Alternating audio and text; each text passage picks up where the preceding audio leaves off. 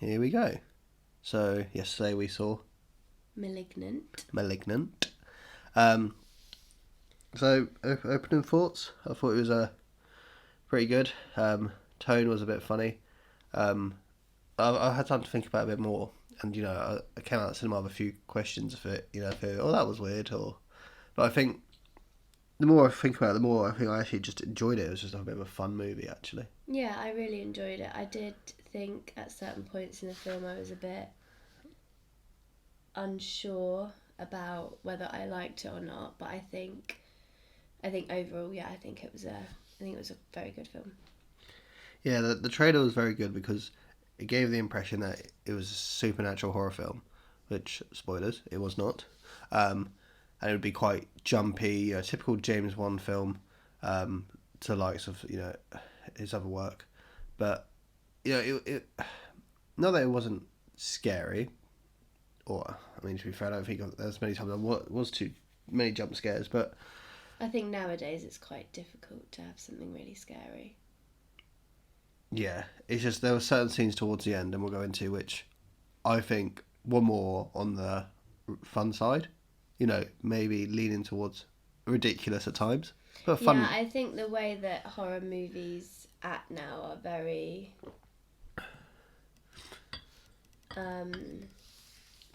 they're trying not to be so serious now, and I think like when It came out and it was very much adding humour and comedy to a horror film, which I do quite like. I think there's a place for it, but not too much, because I do go to a horror film to be scared. But just going back to the trailer, I think so many trailers give too much away, and I think coming away from this film and then like re-looking at the trailer, it is a really good trailer because it doesn't give anything really vital away. It doesn't spoil any aspect of the twist or anything else in the story. So they did a really good job with the trailer. Yeah, I think in sort of some sense, like it gives it gives you a different tone. Like you go in expecting one thing, and I kind of always feel like it's almost like James Wan sacrificed the first half of the film to lead you up to something else. Yeah, there were so many points that we kind of turned to each other and said, well, is this a demonic figure? Is this a paranormal entity? Or is it a person? It displayed very cat-like features as Its movement, the killer, yeah. The movement was cat-like. But the way it kind of appeared and moved across rooms and moved to screw with the person that they were going to kill, we couldn't really decide at first for a while whether or not it was going to be kind of something out of Paranormal Activity or whether it was going to be an actual being there, like an actual human being there. Yeah, for sure. And just spoiler alert, it's not. It is an actual physical being. It's someone there. Just before we get into the breakdown of the film, yeah, that was the part that left me leaving questions, because I mean we'll go into a bit more detail per kill, but there was somewhere the killer just appeared in the corner of a room when he wasn't there a second ago, and there was limited space in said room for him to be. Although assumption would be, as we said, he had very cat-like movements, probably hiding on the ceiling. And superhuman strength. I mean, obviously it was a film, so we're not going to talk about how realistic or not realistic a horror film is going to be, but I think the way that we had a lot of questions throughout the whole film, and I think actually the way that they answered them were quite effective. Like the storyline and the back story that they had to it was quite good. It did leave us with most of our questions answered. For sure. So, and it was a different type of horror movie, like with what it was. I mean, we never really thought that was going to be what it was. We've never seen anything like it. However, looking back now with what it's called, Malignant, I think that when I heard what it was called, I thought that's a really odd name for a horror movie, because I knew that it described a tumour. So I kind of didn't put two and two together until we came out and realised where they were going with that. But it was still a surprise. So I think we've sat on the edge and even gone over the edge a bit. So should we get into the breakdown? Hmm. Cool. So it starts off with Dr. Florence. It's a little opening scene where she's with her colleagues, two other male doctors who we'll go into a bit more detail later. And they're treating a patient in Gabriel Research Hospital.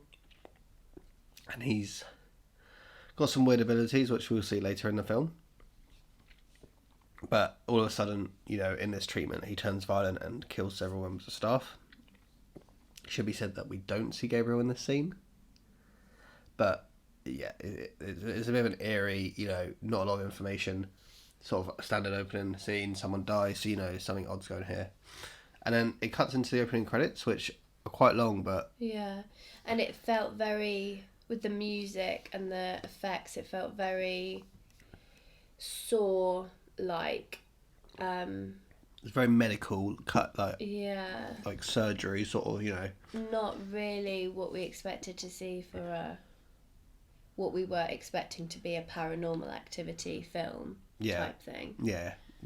From the trailer, thinking it's all going to be supernatural and such, and then coming in, seeing its openings where it was almost like they were like zooming in on bits of cadavers or just open surgeries and that sort of stuff, and it was very gruesome. But talking about the cinematography, I really did like the different camera angles within the whole film. Kind of like different POVs, from the ceiling and the different zoom ins. I really did like the camera angles.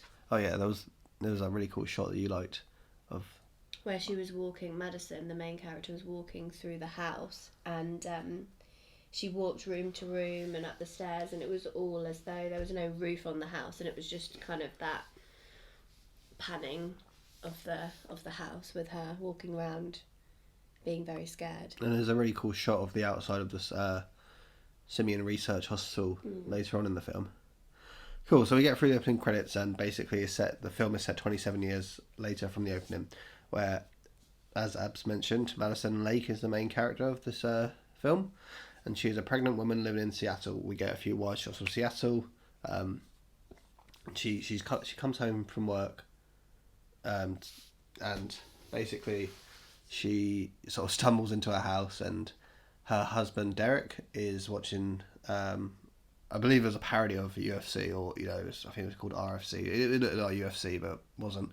And he's on his phone, half watching the TV, not really paying attention to her as she struggled. And he's like, "Oh." It's becoming very evident that he is an abusive husband with the way that he is speaking to her and trying to control her behaviours and her actions. There's definitely an interesting relationship dynamic there. Yeah, because he's all annoyed that she's come home from work early, and she said she's come home work early because she just couldn't function because she's heavily pregnant, or well. The baby is being very active, and it becomes clear within this scene that she's lost a few babies, so I think that she's taking the precautions that she needs to make sure that her baby remains healthy and safe.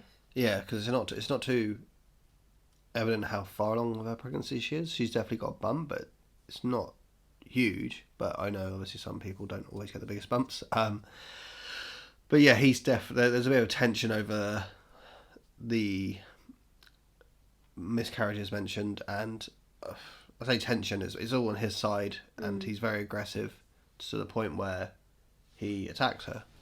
Yeah, he pushes her into the wall and she bumps her head quite badly.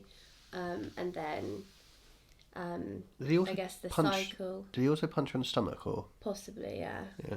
And then it's very clear that this is an ongoing cycle that he's very apologetic for, tries to go and get some ice for her head, but she locks him out of the room.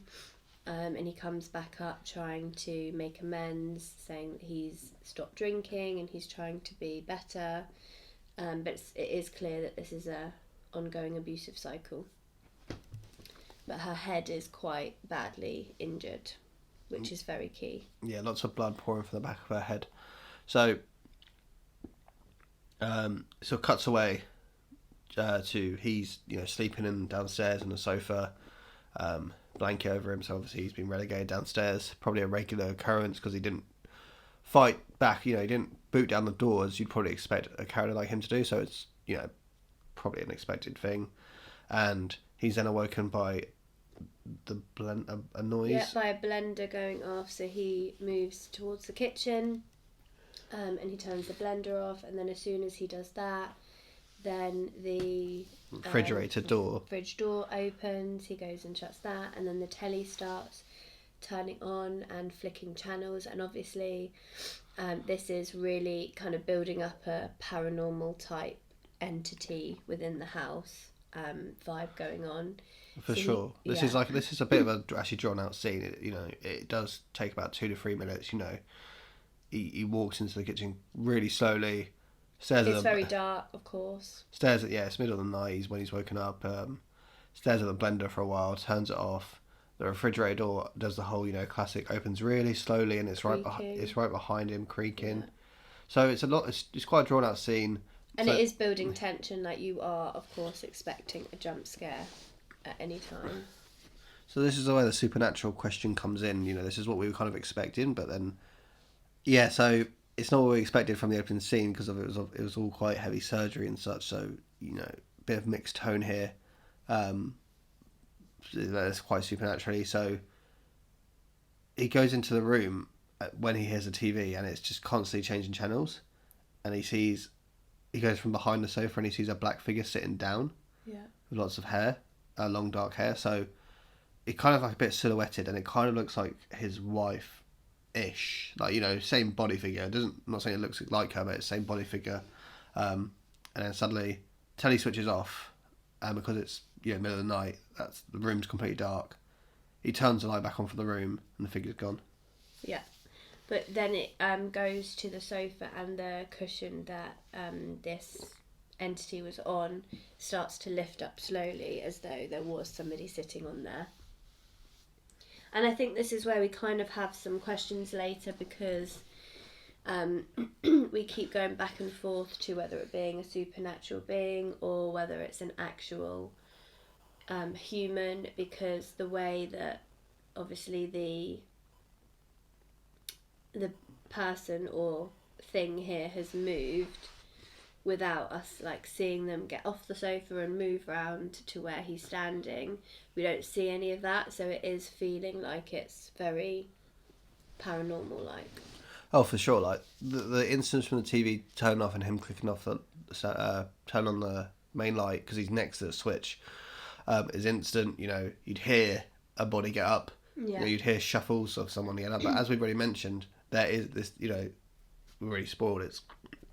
It's not a supernatural force, it is a physical being, which we'll get into the details of the physical being a bit later, but I think this opening scene, the opening scene post-credit, the opening scene, is probably the worst one for it, and by it is probably the most inconsistent scene compared to other kills later on, because it starts off, so, the blender, the fridge, TV, it is also supernatural. Yeah. And then the figure disappearing in an instant, it is probably the most inconsistent.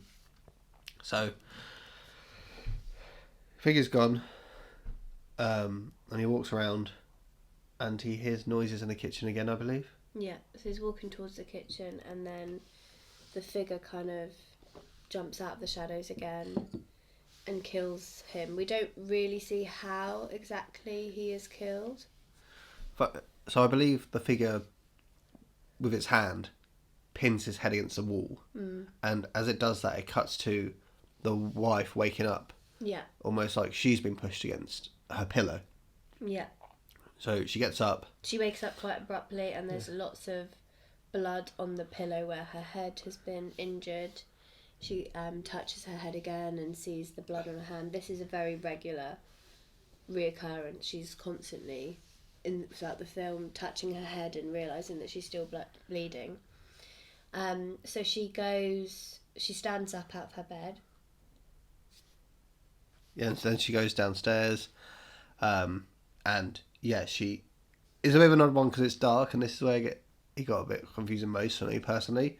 So she sees her husband on the floor, And unless someone will have to correct me in the comments, or you have to correct me, it looks like his body is kind of slumped on something. So Yeah, it looks like it looks like he's hooked to like part of the something. He looks like he's hooked onto something. So he's kind of drooped over. Yeah, to me it almost looked like it's just too dark to see. I have to probably do a rewatch and turn up the brightness, or maybe I just missed it in the cinema. I don't know.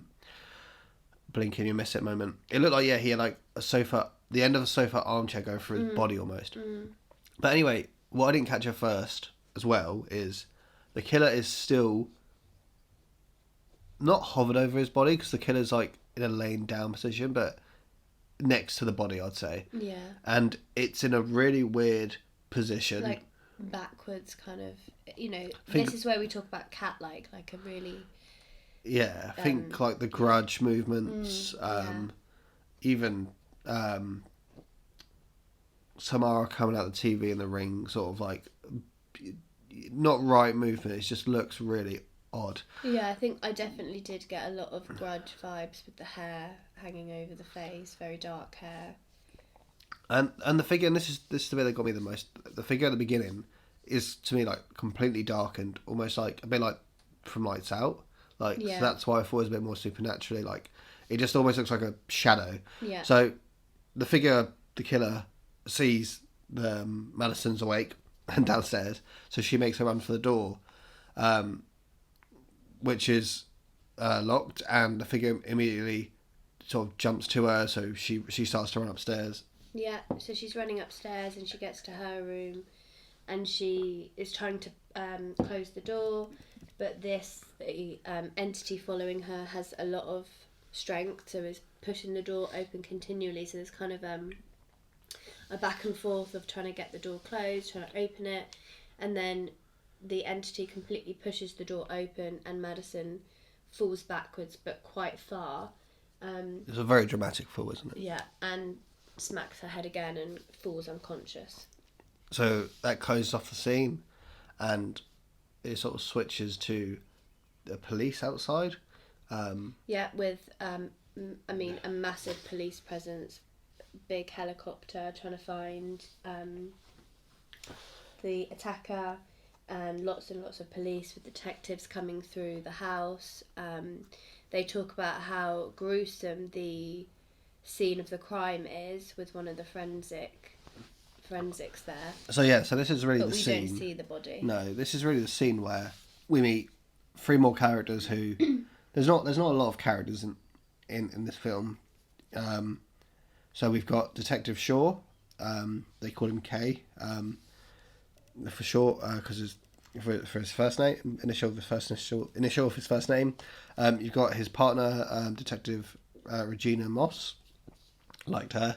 And then there's a forensics who deals with all of the scenes for the murders and everything else we see, and she is Winnie.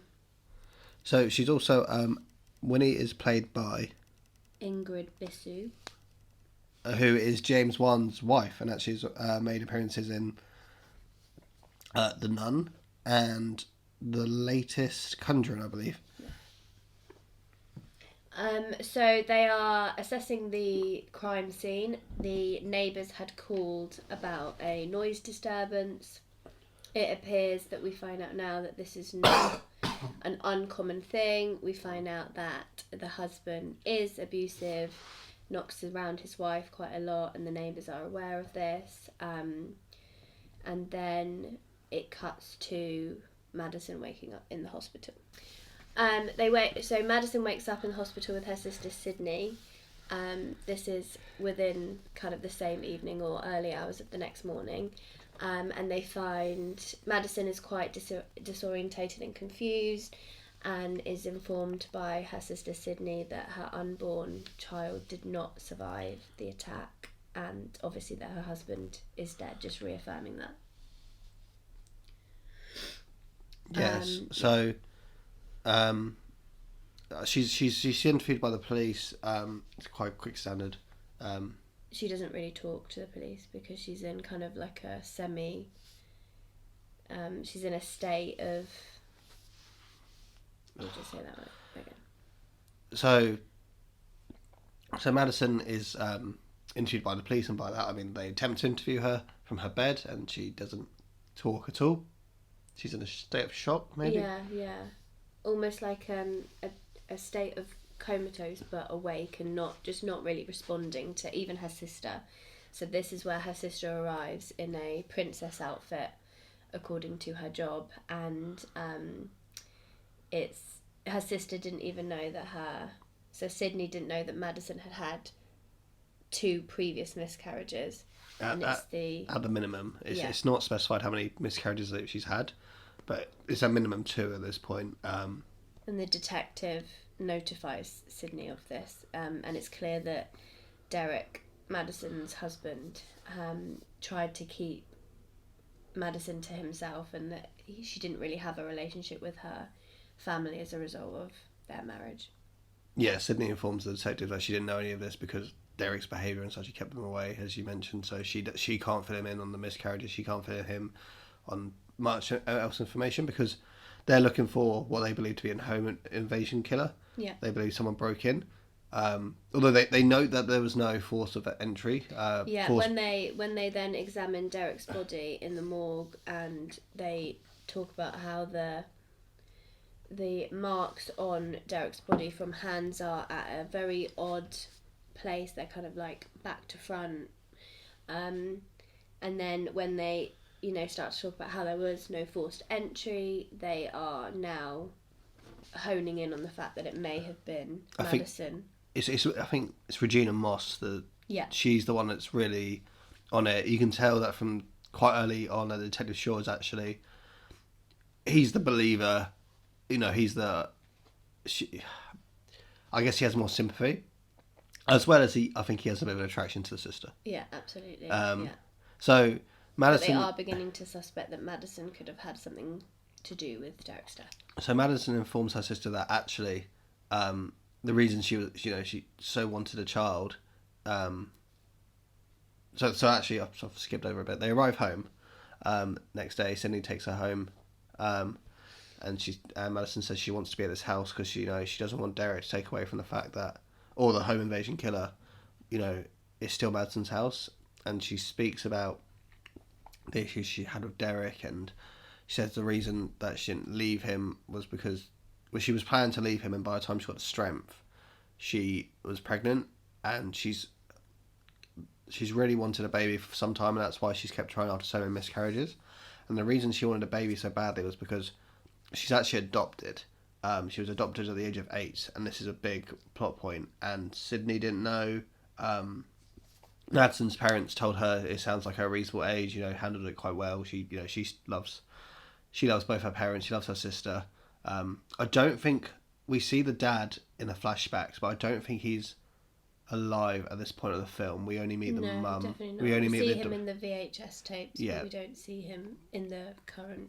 Yeah, but she seems in good terms with her parents and her sister in terms of how she feels. But yeah, I think because of the age when she was adopted, she's always been aware that they're not her real family.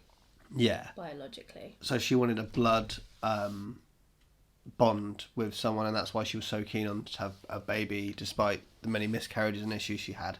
But within these conversations with her sister, we do see Madison in the house on her own a couple of times at night. And it is clear that there is some odd things going on with the electricity. She comes out of the shower and she walks over to the window, and the street lights are flickering, and then she sees a shadowy figure in the dark coming towards her house. So she goes and tries to lock all of the doors and shut all of the windows and the blinds and everything, so she's trying to protect herself.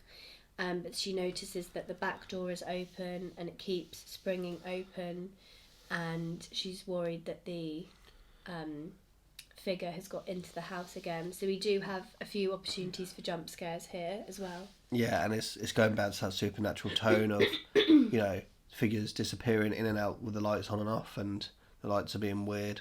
But we skip to what's actually quite at the time. It came a bit of an out of the blue scene. So, just to rush through it quickly, we meet our woman. We don't get a name or anything. No, we don't. We just see her at her place of work, the Seattle Underground tour, which was a very interesting factor in the story. Yeah, so she does tours, and she's finishing up a tour.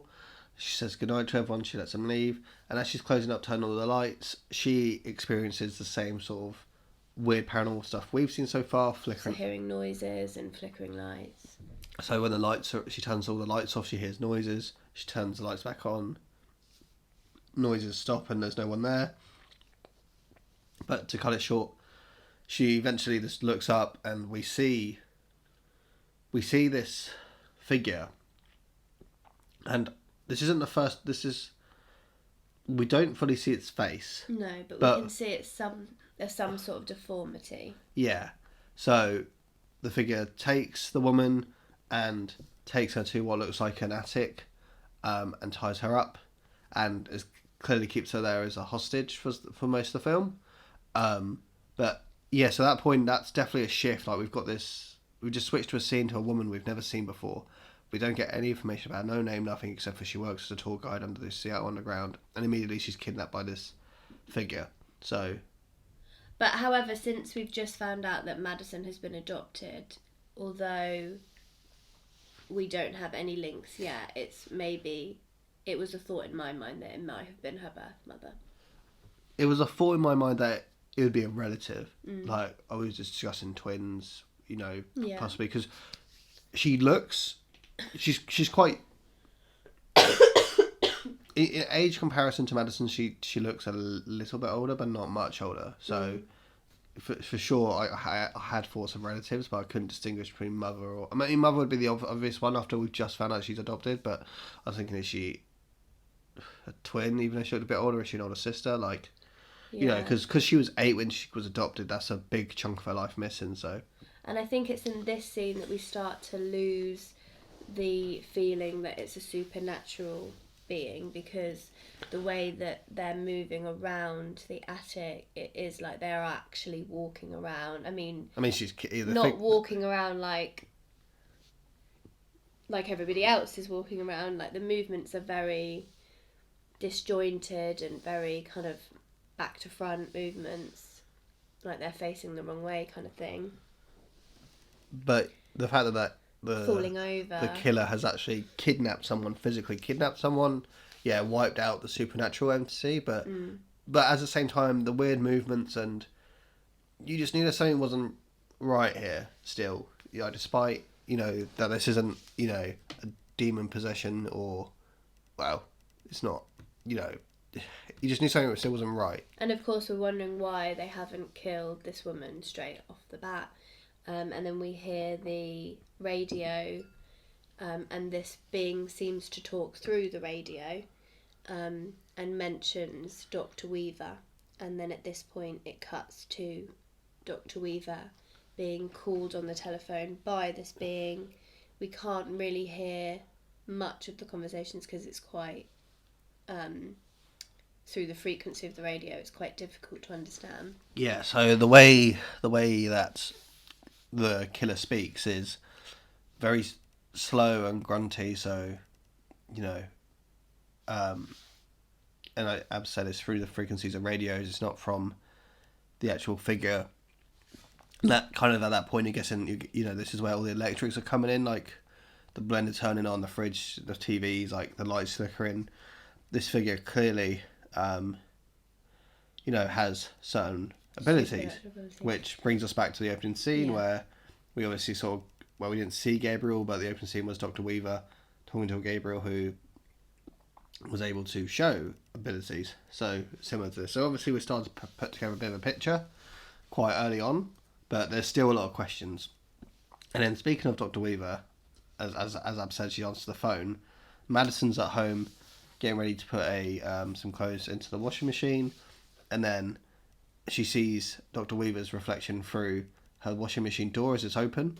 Yeah, that's right. And when Dr. Weaver got off the phone, she rushes to a file of somebody called Emily May, which has a photograph of a child. So it's clearly, this phone call has clearly resonated with her, and she knows who it is and what's going on.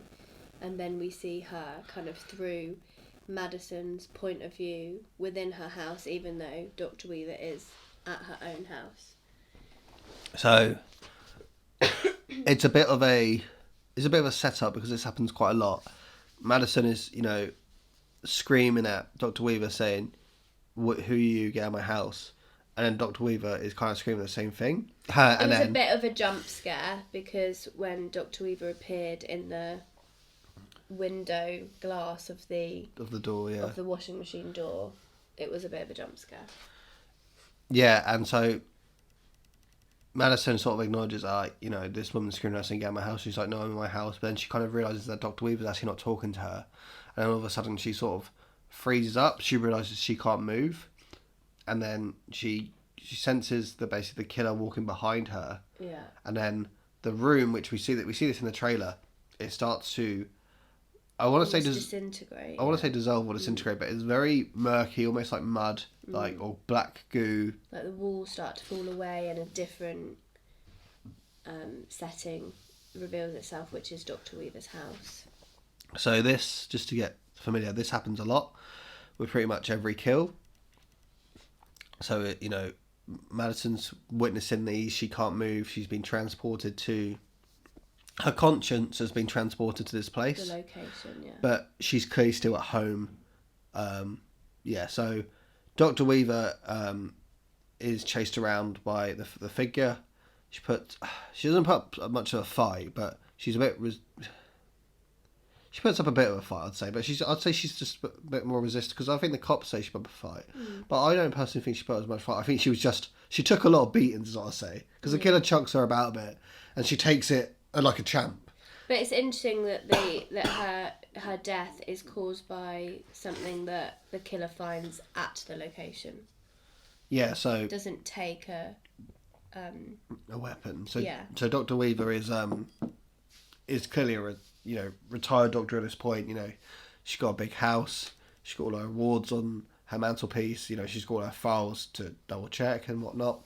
And one of the awards on the mantelpiece is for excellency, and it's in surgery, and it's a knife.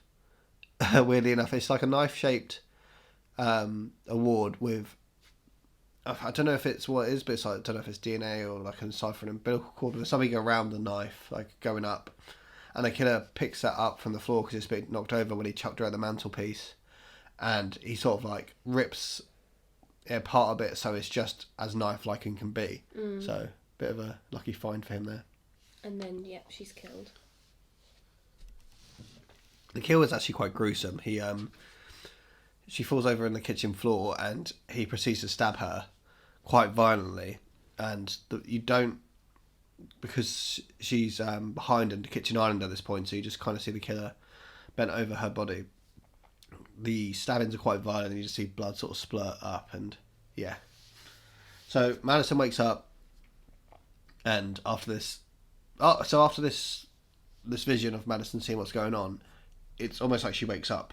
It's not like the vision finishes and she's back in her room. She like reawakes. And it's like it's the next morning, so it's like she's been out the whole time, and she touches her head and it's bleeding again, which is quite an important thing to remember with all of these visions when they come. And then we see on the news that this Dr. Weaver has been murdered, and it causes Madison to be sick, and her sister's there at this point. Yeah, it's like the sister arrives just as she's learning this on the news, and she throws up. So her sister says to her, "Did you know her?" She said, "No, but I saw her die," and she explains it to her. And Sydney, although clearly sceptical, a bit sceptical, she clearly supports her sister, and is inclined to believe her. Actually, it was quite nice to see. I really like Sydney in this film. She's really there for her sister. So the police turn up at Dr. Weaver's house, Detective Shaw and Detective Moss. And the forensic team, and including Winnie. So the body was found by the maid. The doctor had a maid, and they arrive at the scene, and they find where the Dr. Weaver was taken out. this file, they find the picture of the girl on the floor, and the detective picks it up. Detective Shaw picks it up. He takes interest in it, and he says, "Let's take all these files. We're going to go back." I immediately think it looks like Madison as a younger child. The picture. Yeah, it kind of was that typical. Because Madison's a brunette, and so that's interesting. Sydney's a blonde. So a bit of difference there, and the mum's a blonde too. But it does look a bit, she's got a white gown on. This child, long brown hair. Yeah, it's clear she was. She was a patient for quite a while. But it's kind of like typical pale freaky girl in a hospital. Do you know what I mean? Like it could look like It's just very stereotypical, but creepy girl in hospital. Yeah, but the resemblance of Matt. So this is where the film really starts to pick up pace. So we've obviously got we're putting pieces together. We've got the bit from the Gabriel at the beginning, and we know we've got this killer that shows weird powers. So we're clicking that together, and then the detectives are putting together that, hey, this doctor who worked for child reconstruction surgery, she's got a picture of someone who's very young who looks like our main protagonist, and she's just been killed, where Madison has viewed it. So when he goes back to the police station, he gives the picture to another detective and asks him to so he ages it. But then we cut immediately back to Madison, who starts to witness another murder. Yeah, so we see another man in an apartment who's on the phone, and he's on the phone to John. Yeah, that's all we know so far. And he's having a conversation which then kind of cuts out because of some signalling, connection, frequency issues. So it's clear that obviously our antagonist is around and messing with the electrics again. He sees an open window with the rain coming through, so he goes into kind of like a linens or closet or a walk-in wardrobe to get a towel. Yeah, this is where the inconsistency comes again. So it clearly looks like someone's climbed in up from his he's on the top floor of an apartment, it looks like, because we see the shades, red lights of the opposite building, and on the top of the building it says Silver Cup, I believe, or Silver. I mean, we can only see the start of Silver. So, he's at the top of this apartment, and someone's clearly climbed up to the top of the window. It's raining, so they've left wet feet marks, which go straight into the walk-in wardrobe, which is a tiny room. He goes in there, and as soon as he looks at the water feet marks, the light in the room switches off by itself. So you're like, oh dear, someone's in there, the killer's in there. And we're getting ready for a jump scare. But he walks in, turns the light on, no one's in there. The door kind of creaks back and forward, but... Yeah, he looks behind it, no one's there. And so he dries the floor with a towel, shuts the window. And while he's sort of looking out the window just before he shuts it, we do then see the killer in the corner of his bedroom next to his bed. And then this is where, again, it's a bit of a weird one, because, okay, fine, the killer's, used its cat-like agility to... I mean, we haven't seen it in full force yet, and we do soon. But it's clearly climbed up to the top of his apartment, snuck in, gone into the walk-in wardrobe, but then appeared in the corner of his bedroom. That's where, it's still...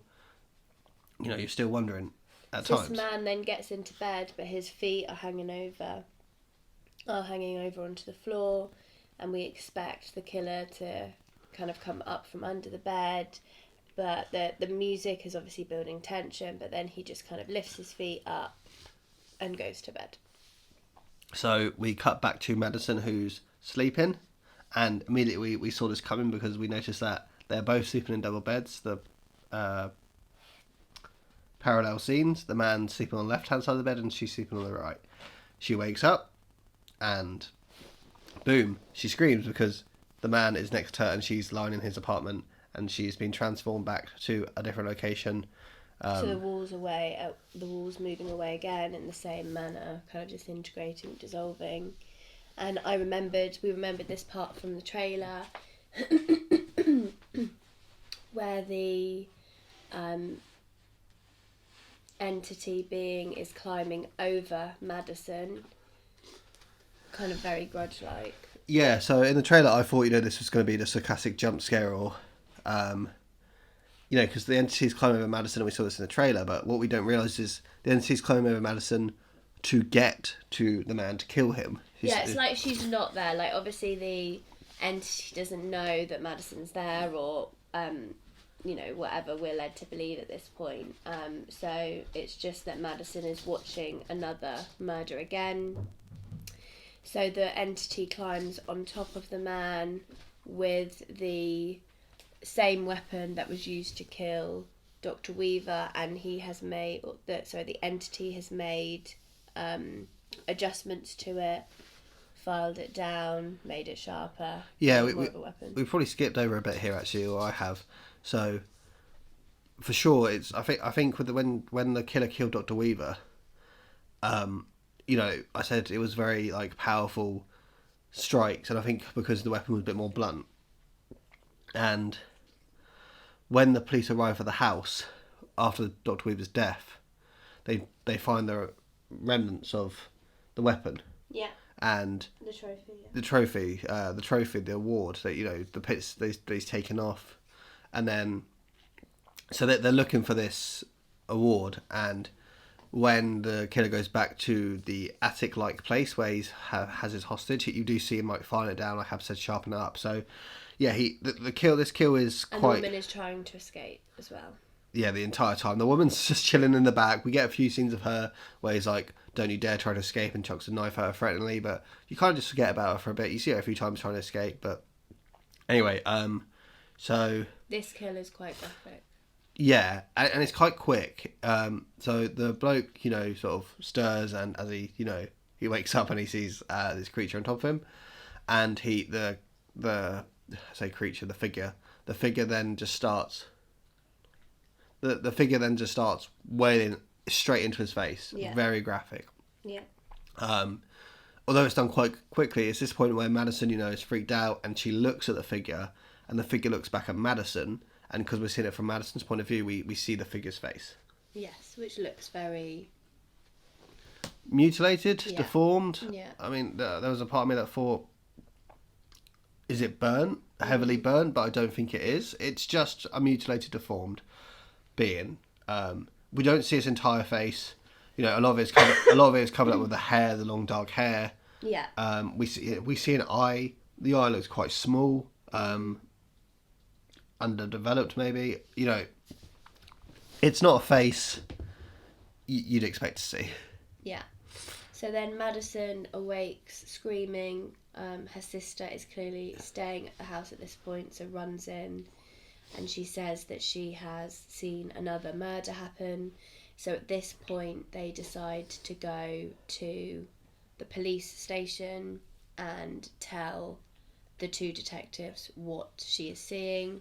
Because at this point, they haven't actually found this body. So she goes and tells the detectives what she's seen. She's not sure who the man is, and she can only describe where he was based on the building opposite. So Detective Moss is very sceptical. She doesn't think that this lead is going to help them. There's a few funny lines between Sydney going, "Oh, I played a psychic once on a cop show, and I was told this. The cops do all the time. It's quite real." And Moss is just like looking at her like, "Really?" Like, Moss has no time for this. I love both Moss and Sydney in this film. They're both they're funny, but they add the comedic value. But it's kind of Moss is the kind of like no bullshit funny side, whereas Sydney's just she's quite bubbly and funny, considering the situation, and it ends with them going because Sydney kind of gives a line of, look, we're giving you the lead. This is all we've got. Let's go see for real. And she says, if he is there, good, you've got yourself a lead. If he's not there, put my sister in a mental asylum and cuff me up, and the balls on this girl. So they go. And there's a bit of flirting between Sydney and Detective. Yeah. Sure. So they go to the apartment building, and Madison can't really give any more details of the location of specifically which apartment other than it is on the top floor. So Sydney and Madison stay down on the street while the two detectives go up to investigate. They knock on a few doors to no avail, and then they will go to knock on another door which just opens. It's not actually shut properly, it just opens. Yeah, it's a classic. Oh, look, we're getting nowhere. We're knocking on these doors, and then the last one they get to, oh, look, it's the one they find. It's the one they want. They find the body after searching the apartment. You know, again, from the scene, we only saw him in the bedroom in his walk-in closet, but it's quite a big apartment. You can tell this bloke is retired happily in a big apartment in Seattle. I think he's got about 3 living rooms, I swear. And he was talking on the phone to this John about Dr. Weaver. It's clear that all 3 of them knew each other. Yeah, so you do paint a bit of a picture because they talk about who he was, and it's very clear that, so his name is John Gregory. No, sorry, his name is Dr. Field, Victor Fields, and his the person who was talking to him on the phone was John Gregory, and we saw them briefly at the beginning of the film with Dr. Florence, so they worked with Dr. Florence.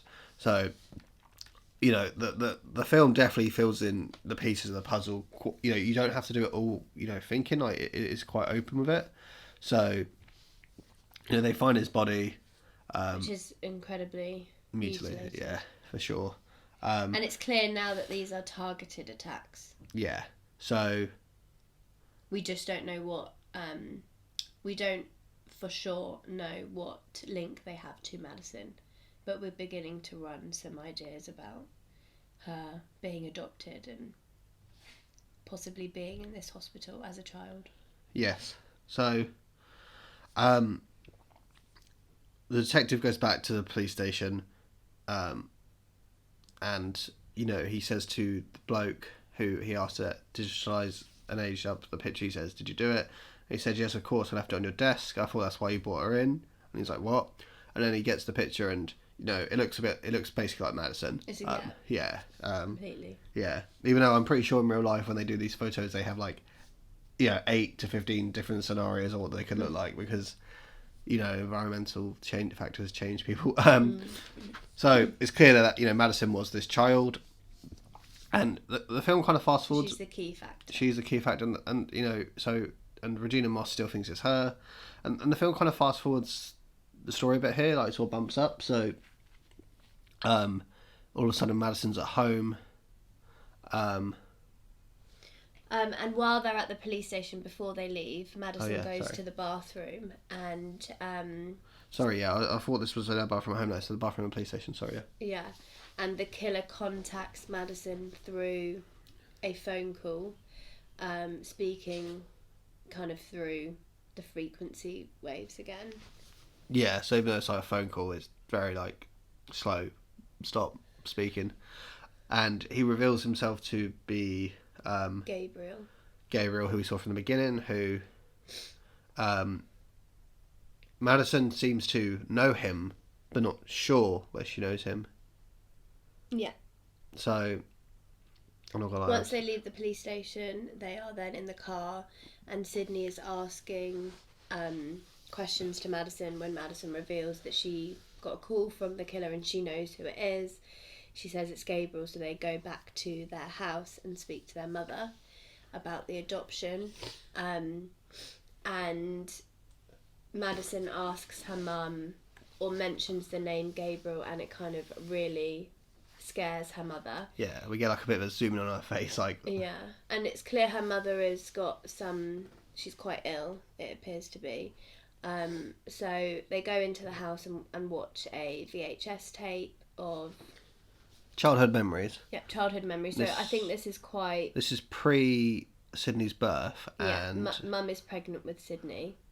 Yeah. And it's clear that Madison hasn't been in the house for that long.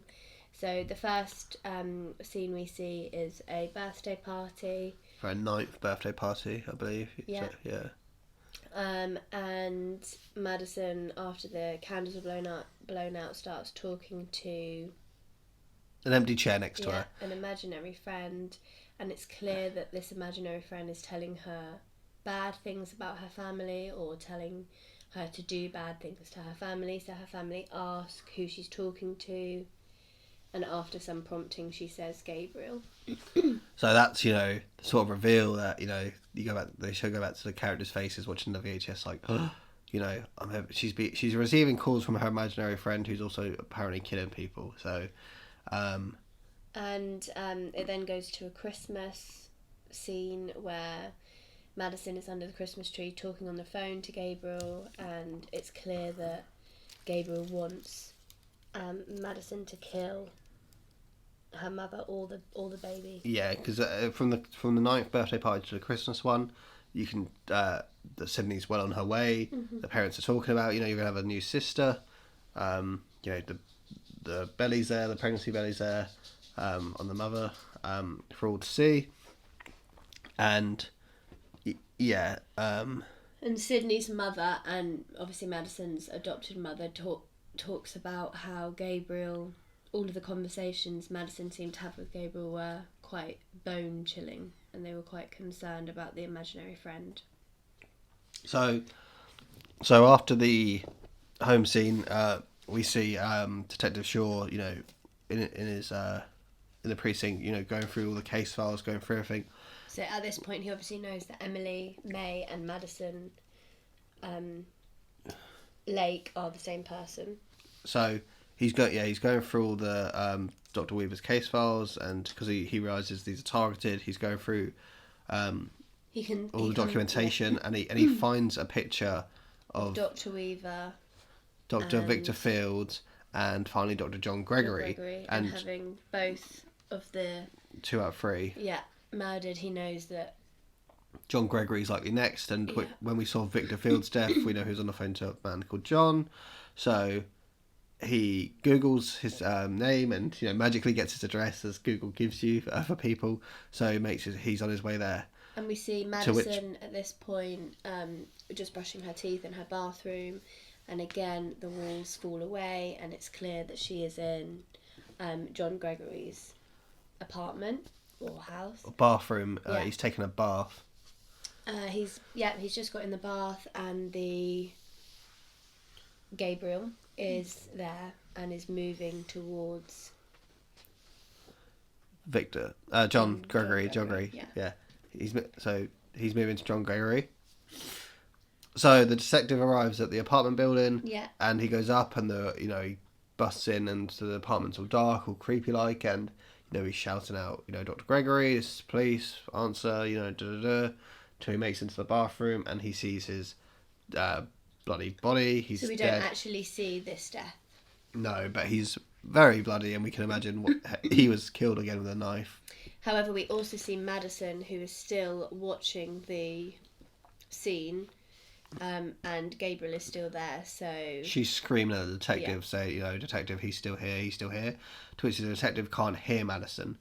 So it's very, like, not corporal, spiritual, like a spiritual.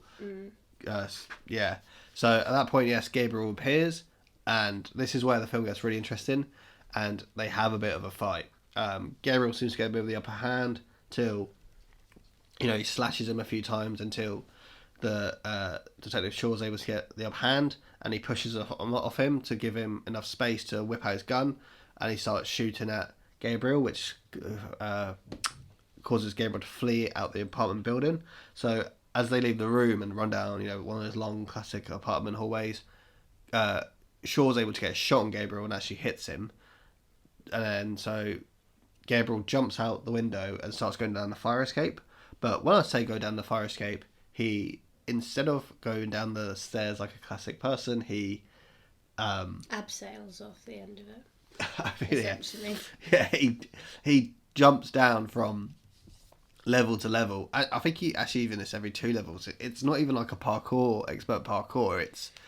It's just wildly, to the point where Shaw looks down and he's like, I can't do this. So he starts to run down a couple of stairs, and then he realizes, like, I'm gonna lose this person. So he jumps off from it and lands on a big dumpster, which causes him pain, but enables him to able to catch up down the street. And at this point, we get a little bit of chase scene down at, the Seattle streets, and I was kind of going, oh, where's this film going? Because, it's not supernatural anymore. We've literally got a cop chasing someone down the street and shouting, stop, I'll shoot, stop, I'll shoot. To the point where the chase scene leads via Gabriel jumping through like holes in the he calls it he shows supernatural strength to like kick a hole in the wall, a very small hole indeed, and sort of like just jump through it like it's anything, and they end up at the Seattle Underground. It's very misty down here, and it's kind of we can't see Gabriel anymore. So Detective Shaw is looking around. There's obviously very old shop fronts down here and carts for horses. Gabriel pushes one of these carts, so Detective Shaw investigates, can't see anything in there. We're waiting for a jump scare. The tone I got at this point was that the detective was dead. Like, yeah, for sure. He's in this big, like, the chase scene went on for quite a while. Like, he's deep into the underground, to the point where I think where they are, no one's been, because Gabriel is like in the chase scene to get away. He, like I said, he's breaking down walls, like he's just kicking walls, that like brick walls, and then he's going through these gaps. And then it takes Shaw a while to get through these gaps because they're so tiny. It's almost like a little basement, like they're like the size of basement windows almost. Yeah. So we see Gabriel lying on top of the cart. The cart that clearly waiting for him, and he drops on him. Another struggle ensues. Yeah, and again, it's kind of a repeat of the first one. Gabriel's kind of winning. I think he gets another slash on the detective, but then the detective gets in again enough space to get a shot, some shots off on his gun, to which Gabriel reacts by literally parkouring to the top of the room. He goes to the top of the room and just flees through a gap in the ceiling, and it's the smallest gap. It's very cat-like. It's very. At this point, you're thinking, who is Gabriel? What is Gabriel? Like, because the ability. I mean, I was surprised that the detective survived this. Like he seemed to be able to get the upper hand of Gabriel twice after being dominated a little bit. But I think at this point he only shot him once. Yeah, and it's clear now that we know that Dr. Shaw is aware that Detective Shaw is clearly aware that Madison is not the killer. Yeah, he gets a few glances at his face. He doesn't get a proper like. He doesn't get the most detailed look. But when Gabriel's on top of him and struggling, he knows this isn't. Yeah. So it kind of skips over, and we go to Madison's house, where they're discussing Gabriel, who he is, who he could be, because it's still a bit weird, this imaginary friend, but there is a being. So they've got a psychiatric hypnotherapist. Yeah, to unlock Madison's memories, and they quite rush through this because, it's very clear that Madison says she doesn't remember anything. Yeah, throughout the entire film. Throughout the entire film, she keeps mentioning how she doesn't remember anything before she was 8, and then the second it starts, she remembers instantly. That the hypnotherapist is like, "Cool, I'm going to try to unlock your memories. It's going to be painful. It's going to take a while." And then she says, "Try to remember before you were adopted," and she instantly remembers. So it's kind of like, okay, all right, but the film's just rushing through. And we see more scenes of Gabriel manipulating Madison, how he destroyed the cake for Sydney's birth. Madison gets the blame, and her mum and dad kind of send her to her room. She receives another phone call from Gabriel. This is on a toy phone, Elisa. Yeah. It should be clear that these memories that she's remembering, none of them are actually before she was 8. They all happened. No. She mentions at first that she remembers I'm at hospital. And then how she was better. But then she was better. But we don't see this. She says, I'm out of hospital, I'm better. And then everything we then see from there is post her adoption. So we don't actually get any scenes of her before she was adopted. And so she's being wrong on the toy phone. She answers it. And Gabriel is clearly asking her to kill her unborn sister. So this is kind of in this way it's a bit manipulative because she goes downstairs to the cake with a knife to cut another slice. Yeah, trying to do something nice for her mum is what she thought she was going to be doing. But and then it skips. It kind of fades. So to her being over her mum in the bedroom, over the belly. So the cake, she clearly wasn't in the kitchen with the cake. It was clearly, and this is where it kind of gets a bit interesting. It shows Gabriel's got control over her because she thinks she's kind of a piece of cake, but instead, the cake is the bump. Yeah. And this is where Madison kind of realises that this isn't the first time that she's kind of had waking dreams or been somewhere that she's not actually understanding, like consciously, that she's been there. So the mum wakes up and screams. And Madison also screams because Madison kind of snaps out, and she, as a child, she snaps out. She sees she's holding a knife over her mum, and she screams in fear because she didn't realise what she was doing. And then they go back to the living room, and that Eliab says they're discussing it. She thinks Gabriel's bad. She thinks she used to call him Satan. All that sort of jazz. This is it's a very bad figure that's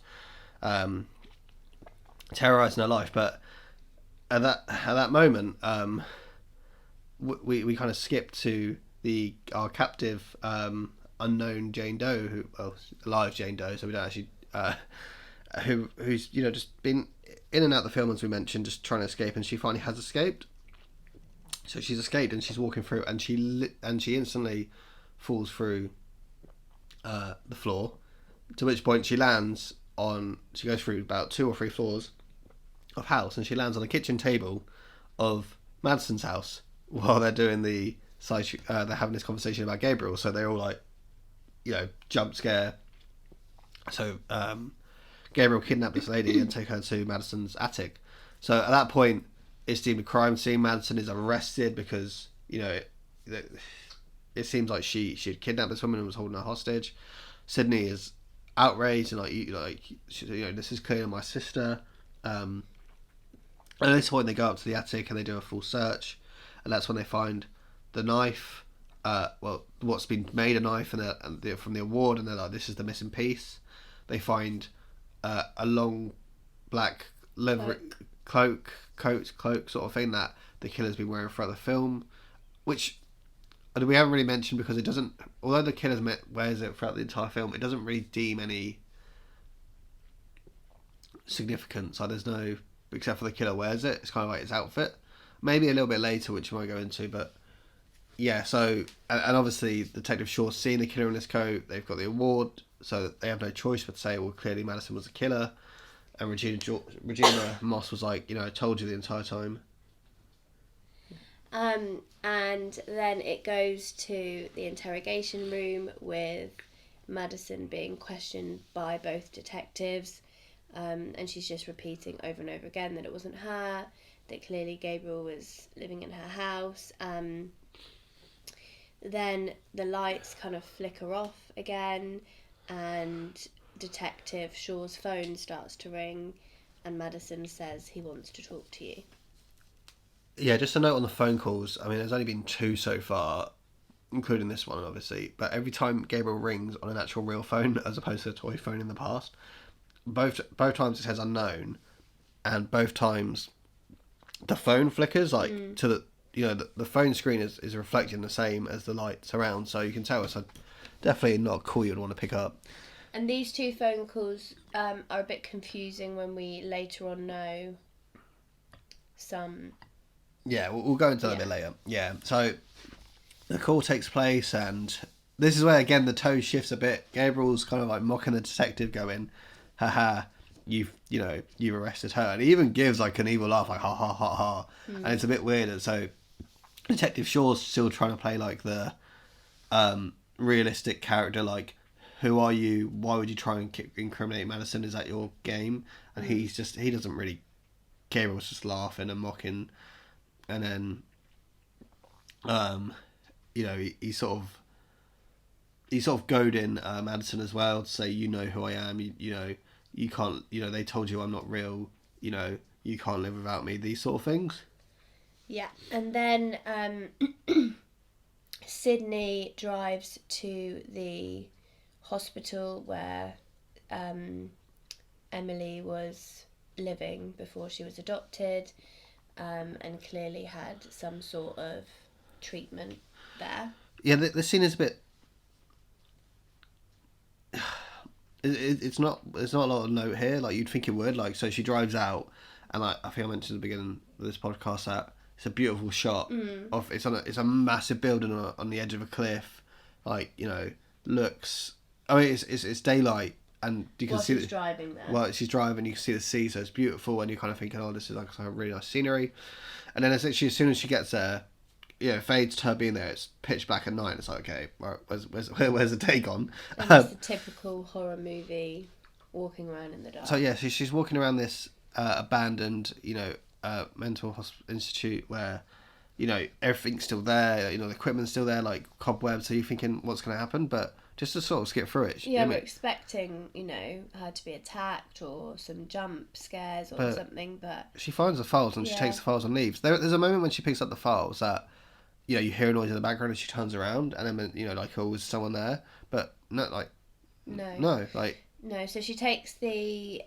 Before we see her take them though, that there is a scene where the detective go to the hospital to check in on the unidentified woman. Yeah. And to which they learn her name is... Serena May. Yeah, so they pick up that obviously she is... They put two and two together and say this is obviously Madison / Emily's birth mother. However, she's in a coma. Yeah. So that they learn her identity by learning that just doing a bit of digging detective work. She works at they ask around. She works at the Seattle Underground and she's employee of the month constantly from the sounds of it. Yeah. So they learn about her. So. So it goes back to Sydney being at the hospital and she's reading the case file and she finds out that there's some sort of in utero attachment. So possibly that Serena May was pregnant with twins or something along those lines. So she takes the rest of the case files back to her house along with some VHS videos of the treatment of Emily May. So this is where the film gets down to it. And so she's watching the stuff of her mum. She's going through it. So we learn that twist happens. So we learn that Serena May was a 15-year-old girl who was raped, and so she had given birth, and she couldn't afford to look after her children. It's mentioned children, and her mum. And her mother is very religious, and they're talking about how it's very clear from this conversation that there are two children, and. Emily's grandmother. To be saved. Yeah, Emily's grandmother describes so Serena's mum, who we don't see. Serena says her mum describes it as like an abomination. So we're just thinking of 15-year-old very religious person. Like of course her mum's mad. So she gives all the legal rights to this Simeon Institute to Dr. Weaver because she thinks, and she says, please save Emily. So, and obviously me and have to look at each other in the cinema going, right, they've said children, but then they've leaned on Emily. So, this is where it gets interesting. So, I have to give credit to the film. So, they go back to another tape where it's Emily / Madison. Yeah, is being questioned by Dr. Weaver. They've talked about how they've sedated Gabriel and how that might make Emily feel a bit sleepy, so we're a bit confused. Why would that be the case? And she's clearly really scared, so they say, look, it's fine, we can talk. And they talk about Gabriel, and they talk about how he makes her do things, how he speaks to her. So she says sometimes he speaks with words, sometimes it's just feelings and images, and that's who she so they talk about how she attacked a boy and why, and she said Gabriel attacked him, not me. And they were like, but this boy is twice the size of you, why would Gabriel do that? So anyway, and at that point, Dr. Weaver says, okay, what we're going to do is we're going to wake Gabriel up now. Is that okay with you? And she said yes. So this is the big reveal. So the camera pans to the back of Emily. Yeah, but so they go to kind of inject Emily's the back of her head. And before the camera moves towards the back of her head, we're wondering whether it's just some part of her brain that kind of has independent thought. But as it pans to the back of her head, we see Gabriel, and Gabriel is, the way I would describe Gabriel is, the way the film describes Gabriel is, he's almost like 25% twin, 75% tumour. Yeah, so he's an extreme version of a teratoma, sharing the same brain and spinal cord as Emily. So a teratoma, if those that don't know, is a tumour that can feature hair, teeth, all sorts of body features. Well, not features, but hair, teeth, that sort of. I mean, I'm not an expert on it, but the film obviously runs with this idea, and although it's primarily featured in the lower regions of males and women, towards the private areas, I'd say, the film's run with this idea, and it's very good. And you see on the back, like, the way I describe Gabriel is, he's almost like a skeletal figure of a smaller head, almost like a baby's head on the back of her head, and then That has deformities. And you see a bit of sort of chest, spine, chest going down the back of her spine, and it's all a bit bony. And he's got two little arms, but they're bony arms. There's no skin. It's all bone.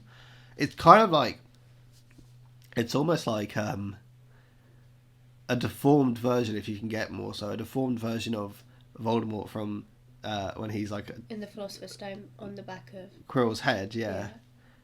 And then how Voldemort looks like before they bring him back in the fourth film, in the Goblet of Fire. Like a little baby, but a deformed baby of that. Like he is pretty much skull, and he looks skull. He looks bone and skull, but I think obviously there's a bit of, like, because the way the tumour is, there's a bit of mesh. So this is all kind of answering a lot of our questions. What is slightly confusing is how he's referred to as a twin brother, like a conjoined twin, but also as a teratoma. It's kind of understanding which one he's being referred to as. Yeah, I think because we only really get the perspective of the doctors, like the scientists, they lean towards, because they're so their files we're reading off that we're getting quotes from, and they lean towards they say it's more tumour. Hence, I said it's probably 75% tumour, 25% twin, because but has the power to manipulate Emily's because thoughts. They share the same brain, and although Emily dominates the brain, Gabriel has some access to the brain, and that's where he's So we see a few more videos of observations of Emily and Gabriel, Dr. Victor Fields holding up different cards to show of different visuals, it's like apples and pears. So showing the visuals to Gabriel, but Emily is able to describe what they are. So it's clear that Gabriel has an influence on Emily. Yeah. And her brain at times. But then it's also clear from the VHSs that Gabriel is... He's an angry tumour. I mean, tumours tend to be described as... And violent. And as time progresses, it's clear that he's getting possibly stronger or more manipulative. So they decide to save Emily because she's beginning to not eat. She's kind of dropping out on a vital life living. Yeah, so this is the interesting conversation. Like, is Gabriel an actual twin? Should they be saving Gabriel? But at the same time, he clearly is like a tumour on Emily. He's draining Emily of her life. He's taking away her thoughts and stuff. He's slowly taken over. And he's clearly, he is a violent, angry being. So, as foreshadowed and quoted previously, Dr. Weaver says it's time to cut the tumour. Yeah. So they operate, and it's not what you initially think. They do their best because they say they can't get rid of Gabriel as a whole because they'll kill Emily, especially like the brain. The head part of Gabriel is attached to her brain, so they essentially remove his body as best they can. Well, they pretty much do, I suppose. I mean, we never see Emily's back in the entire film, but I imagine she's got some scarring and such. And to be honest, I think if she looked at her back and such, I'm sure she'd probably go, "Oh, what's that scarring and such?" I imagine there's something there, like you could easily check. Anyway, And Gabriel is essentially sewed back into her brain, the Yeah. part that they can't cut out. And this is obviously where the title Malignant comes into the film. So they push Gabriel into the back of her skull. It's kind of actually quite grim, and quite But the fact is that Gabriel's still there. He's still alive, as a tumor, I guess. But he's able to influence Madison / Emily's brain, and that's what's been going on throughout this entire film. There's been really no supernaturalness about it. So we see this as we're learning all this stuff from Sydney's point of view. We see this instantly reverse as Madison is in jail from being arrested over the kidnapping of her mum, and she's been abused by the other inmates, who are being quite violent with her.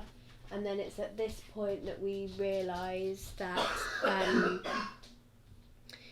Gabriel is, obviously we know he's part of Madison, but we see that the altercation with Derek, where Madison was thrown against the wall and hit her head, has been the cause of all of the subsequent murders, because Gabriel was kind of awoken by that. So he was dormant, and now he is active again and manipulating Madison, and it's Madison's body acting on behalf of Gabriel's impulses that have murdered all these people.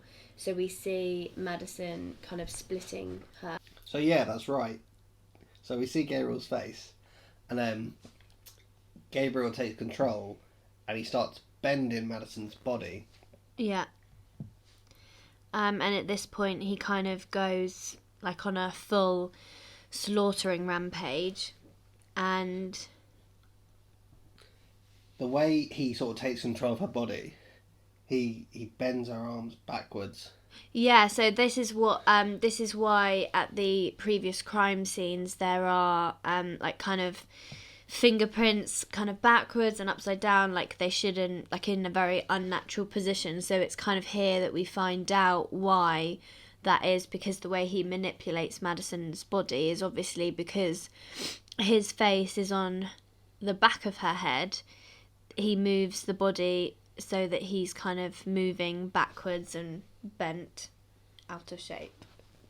So like you said, he goes on a bit of a rampage here. Yeah. And this is where the tone, again, just changes completely. So Gabriel goes on a killing spree and all the women in the cell, and he's got no weapon, so he just goes ham on them, and he's ripping out jugulars just with his hands and stomping people's brains out. It's incredibly graphic and just like really obviously unnatural with the super strength that Gabriel has right now. So then Gabriel, once he's killed everyone in the cell, the film continues with this tone, and he moves on to the main hall, the precinct where the desks are, where the Detective Shaw works, and basically he works his way into the room surrounded by cops who are aware of the situation, who've heard the shouts, they've got their guns ready, they're aiming, taking fire, and they're shooting at Gabriel, and he takes a few shots, but he just kills them all. He's not invincible, is he? Because he has to hide here and there, take cover, but he just slaughters pretty much all the cops. Yeah, he's gone to get his coat and weapon back at this point.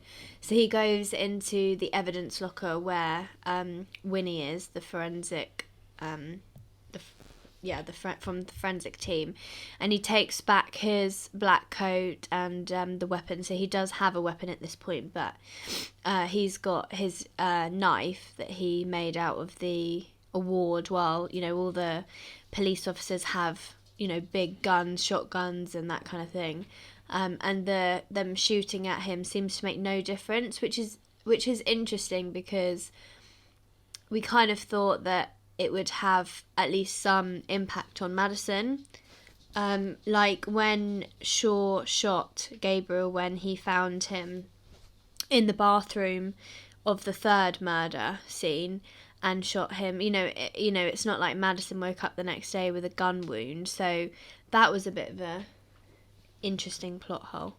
You mean the third Doctor murder scene, because obviously the husband dies first. Yes, Yeah, sorry, fourth, yeah. So what's interesting to of this scene, not besides the tone, and it's a bit of a laugh, is then it gets a bit serious when Detective Shaw and Regina Moss turn up, and they have a bit of a scuffle too.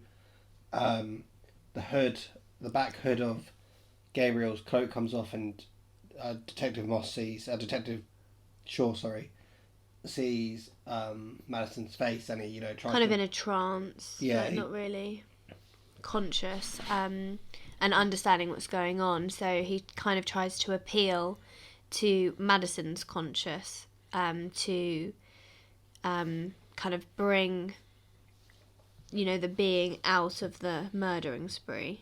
But no luck. No. So. And Gabriel severely injures Moss, kind of slashes her across the abdomen, and injures Shaw as well.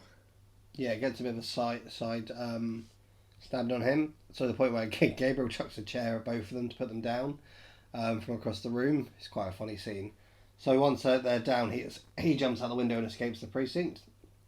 And Winnie arrives to provide a bit of comedy, because she's like, "Who do I call? You are the cops." Yeah. And then she stays to look after Regina Moss and call out to medical help, because Shaw's well enough to still go after Gabriel, and he notes that he's going for his mum at the hospital.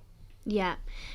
So before Detective Shaw gets there, Sydney gets to the hospital, and she had already been trying to get hold of Detective Shaw, because she knew kind of the connection, having seen the videos of Gabriel. Like, she's trying to explain how Gabriel is a being and how he has control over Madison's body, but she can't get hold of him, so she just drives straight to the hospital to speak to Madison and Gabriel's birth mother. So she arrives at the hospital and finds a guard placed outside of Gabriel's mother's door, and she asks to go in. She says that Detective Shaw is approving her going in, but the guard is very adamant that she's not allowed in. She needs to get he needs to know that the Detective Shaw has approved it. But then he starts to clutch his chest, and he said, so Sydney's worried that he's having a heart attack, but the guard says that his pacemaker is starting to burn him, and we kind of hear and see flickering lights, and we hear humming of electrical appliances, so we know that Gabriel is fiddling with the pacemaker, so it makes the guard kind of double over in pain. And then boom, it comes out of him and he dies. And then so Sydney freaks out, as you'd imagine, and Gabriel just turns up from behind a bit supernaturally and starts attacking her, and he throws her into the hospital room, and there's a bit of a scuffle. Yeah. And then finally Detective Shaw arrives on the scene, and there's a bit of more of a scuffle, and we get the view of Madison, and she's in a similar situation to where she was for the murders. She's in watching it happening. She's watching it happen. She's frozen in a mind cell. But Sydney tries to reach it back out to her. Yeah, trying to appeal to her to bring the body out of the murderous rampage, because he's trying to kill Sydney. And she does this by saying to her that Gabriel is the reason for all the miscarriages she had. Yeah. Because he feeds off her fetuses. Although we're not sure if this is correct, there's nothing alludes to this much during the film. And he wasn't actually, he was still dormant at the time where she was pregnant, so why he would be feeding off the energy is kind of a bit of a question mark. Yeah, but you guys have to let us know about that one, what you think. Yeah. Killings again, she's not there. So at this point, Gabriel has taken out Shaw. He throws him out the room and chucks his award knife at him, which lands a sort of shoulder clean shot, which takes Shaw out the game. He puts a bed, one of those big mechanical hospital beds, on Sydney, so she's pinned down, and he's getting ready to shoot Sydney with Shaw's gun, and he says to his mother that, I want you to watch, to Serena, who's now awoken, actually, perfect timing. He says that I'm going to kill you, but before I kill you, I want you to see the monster I've become. And she's like saying to Gabriel, "Oh no, you're my son. I shouldn't have abandoned you. I love you, but no chance." But anyway, Gabriel shoots Sydney in the head. Yes. So we are quite astounded by this, because we thought Madison was going to come out and kind of be able to control Gabriel by this point to save her sister. And then Gabriel goes and kills his mother as well. So we, again, are quite surprised by this. And then it turns out, it reveals that actually Madison had taken over when she was showing strength, and everything that Gabriel just saw didn't happen. And it's kind of like, when Gabriel takes over, he kind of puts Madison in like a psycho lock, like a locked jail, but in her mind. A mindscape. Yeah, and therefore Gabriel's able to show her what he wants her to see, which is why she's able to view the murders, because Gabriel's kind of, and he alludes to this a few times in the phone call, like he wants her to see, to make everyone pay, so he's shown it on purpose. However, in this instance, Madison makes him see what he wants to see, which is he thinks he's killed Sydney and his mother, but in fact he hasn't, and he's frozen in time like Madison is. And Madison says how, I'm in charge now. I'm not scared of you, and basically locks him away for good, and just sort of say, I now have the power. You'll now have it over me again. Interestingly enough, he says he'll be back. I'll be back. And she says, I'll be ready for you when that happens, and basically leaves him in this mindscape where he's kind of like locked in a cell, a bit of a cell that she was locked in with all the other female inmates. To sort of represent that, she's taken full control back. She goes to her sister, and she says, she tries to help her out of the bed, and she's like, "Don't be silly, it's huge. It's a massive metal bed." And she says, "Look, if Gabriel used my body, I can use the strength too." And she is able to lift it up with, the superpower strength that Gabriel has. So they embrace, and she says to her that she never needed a blood connection, because they have always been sisters and will also be. It was a very heartwarming end to a horror film, which I also noticed with the film earlier in the year with Jeffrey Dean Morgan. The Unholy. Yeah, The Unholy. It was a bit. So just before I reveal the last bit of the film, it was a bit of an awkward ending for me. Like it was this nice moment, but it's like Shaw's still outside the room with a stab wound. Someone might want to tend to him, and Madison's in front of her mother too, for the first time in her life since she was 8, and she doesn't talk to her. And then the film ends with an electric humming. It's from a lamp in the hospital room. It sort of pans out so you can see them hugging, and you can see her mum in her bed, and then there's a lamp. Yeah, it's humming. Yeah. Just to obviously signify that Gabriel's he's never far, and the film ends. So yeah, that's it. Overall, like I said at the beginning, I enjoyed the film. It was fun. It definitely left me with certain like I said, I walked out the film going, right, so he was a being, but there was sign of supernatural. I guess the stuff with the blender and the fridge door could be explained by he can, he has certain abilities over just electric. had tried and tested methods of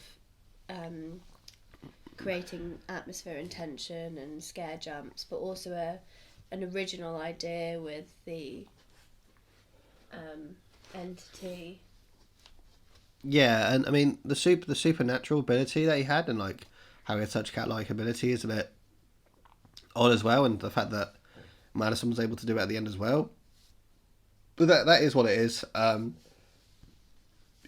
think the visuals of Gabriel when we got the reveal was really cool and interesting, and it explained a lot. And it wasn't just some supernatural film or possession. Like at one point we did lead it to maybe being a possession film because she mentioned a few times that she called him Satan. So we're going, oh, where's it going with this? Yeah. But I did overall thoroughly enjoy it. Yeah, so fully recommend people watching it, giving it a view. Let us know what you thought of the film down below, and we'll see you next time. Like and subscribe!